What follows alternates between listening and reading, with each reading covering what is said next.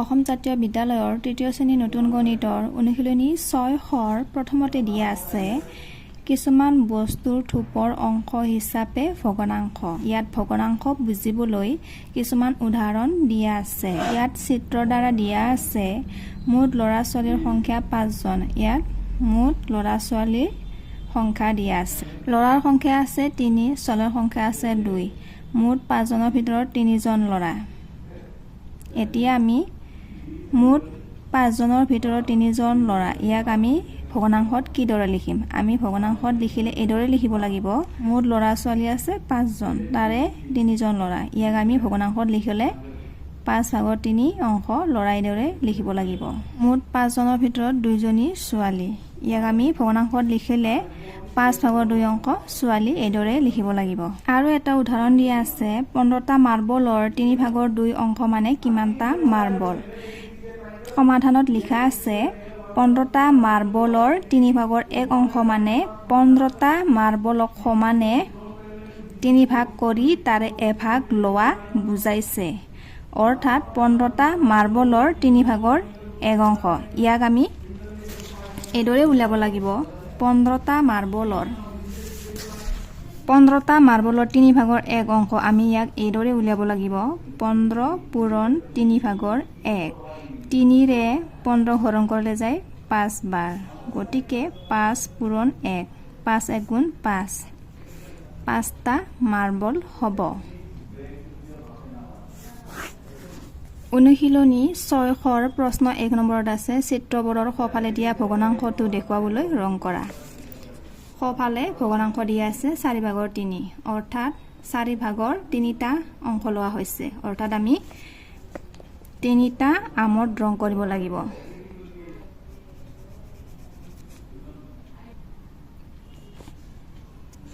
ইয়াৰে পিছত আছে ভগ্নাংশ দিয়া আছে 5/2, অৰ্থাৎ আমি 5টা চিত্ৰৰ ভিতৰত 2টা অংশত 2টা চিত্ৰত আমি ৰং কৰিব লাগিব। ইয়াৰে পিছত আছে 7/4, 7টা চিত্ৰৰ ভিতৰত আমি 4টা অংশত ৰং কৰিব লাগে। গতিকে ৰং কৰিলে হ'ব। ইয়াত ভগ্নাংশ দিয়া আছে 7/4, অৰ্থাৎ আমি 7টা চিত্ৰৰ ভিতৰত 4টা অংশত ৰং কৰিব লাগে। ইয়াৰ পিছত আছে ভগ্নাংশ দিয়া আছে 6/4, 6টা চিত্ৰৰ ভিতৰত আমি 4টা অংশত ৰং কৰিব লাগে। ইয়াৰ পিছত আছে 5/4, 5টা চিত্ৰৰ ভিতৰত আমি 4টা চিত্ৰত ৰং কৰিব লাগে। প্ৰশ্ন 2 নম্বৰত আছে তলত মুঠতে 8টা ফুল আছে, ইয়াৰে 2/1 অংশত ৰং কৰা। ইয়াতে 8টা ফুল আছে। ইয়াক আমি ইয়াৰ পৰা লিখা 2ৰে 8 হৰণ কৰিলে যায় 4 বাৰ। যদি 8ৰ অৰ্থাৎ 8 পূৰণ 2/1, 2ৰে 8 হৰণ কৰিলে যায় 4 বাৰ।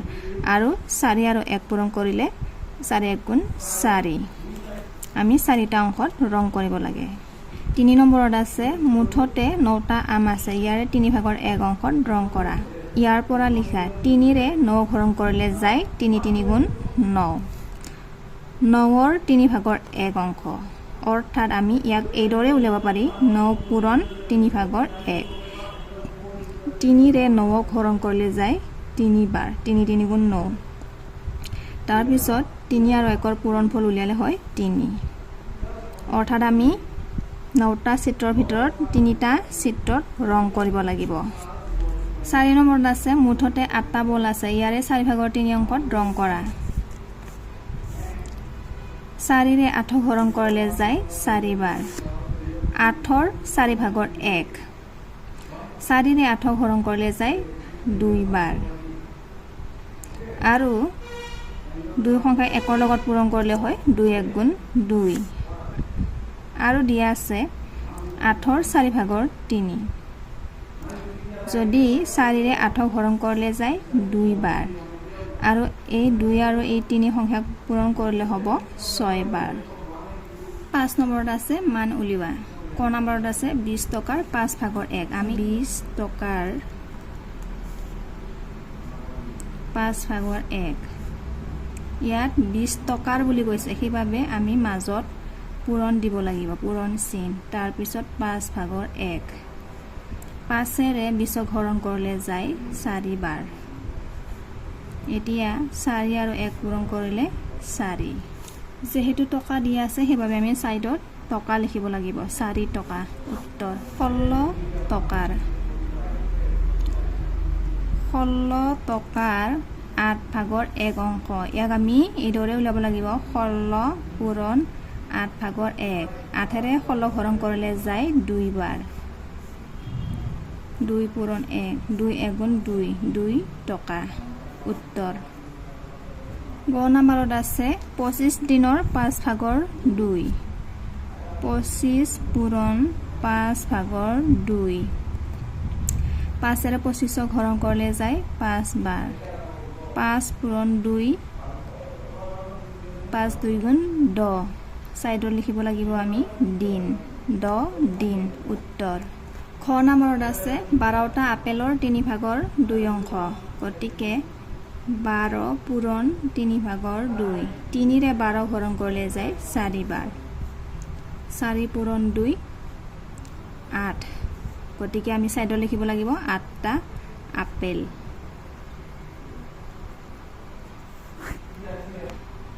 8 দিনৰ 4 ভাগৰ 3 অংশ ইয়াক আমি এইদৰে উলিয়াব লাগিব 8 পূৰণ 4 ভাগৰ 3 4ৰে 8 হৰণ কৰিলে যায় 2 বাৰ গতিকে 2 পূৰণ 3 6 হ'ব 2 3 গুণ 6 আমি সাইডত লিখিব লাগিব দিন 6 দিন উত্তৰ 15টা বগৰীৰ 5 ভাগৰ 4 অংশ 15 পূৰণ 5 ভাগৰ 4 5ৰে 15 হৰণ কৰিলে যায় 3 বাৰ গতিকে 3 পূৰণ 4 এই দুটা পূৰণ কৰিলে হয় 12 12টা বগৰী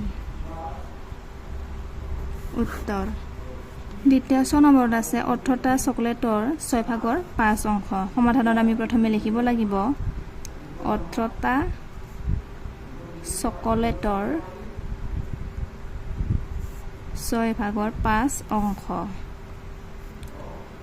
গতিকে 18 পূৰণ 6 ভাগৰ 5 6ৰে 18 হৰণ কৰিলে যায় 3 বাৰ 3 আৰু 5ৰ পূৰণফল উলিয়ালে হয় 15 গতিকে আমি সাইডত লিখিব লাগিব 15টা চকলেট